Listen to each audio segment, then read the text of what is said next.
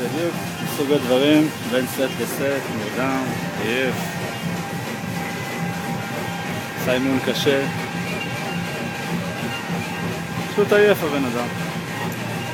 מר שפירא, בין סט לסט, נרדם, צריך קצת מנוחה, עבד קשה, מגיע לו לנוח, מה? כן?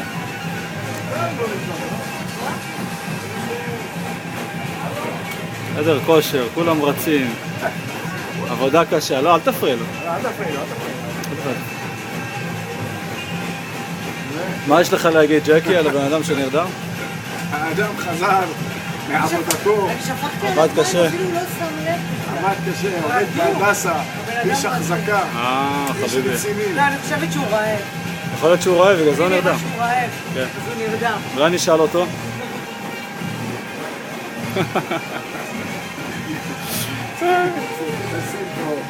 תצלם את כל המכשיר. הנה. כל המכשיר, העוד קצת. לא, הנה.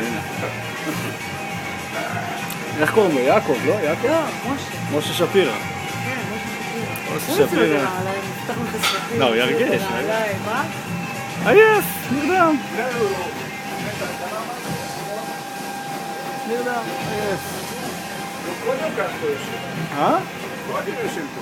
כן, לא ידעתי. פה לא ראיתי אותו יושב, אולי למעלה. לא נכון, אני עושה את הזה, הוא יושב פה. ובטח לאשתו הוא מספר שהוא עובד קשה בחדר כושר. שרה? הוא מספר לאשתו. לא ראיתי אותו יושב, אבל פעם ראשונה אני רואה אותו מתנדד לי. שפכתי עליו מים, הוא עשה ככה ונרדם. זה הכל. הוא לא רואה אותי. אוי, איזה קטע. עייף, בחור עייף, מה אתם רוצים? עובד קשה.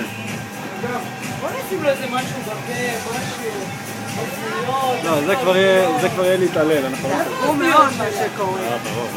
איפה הוא חושב שלכם?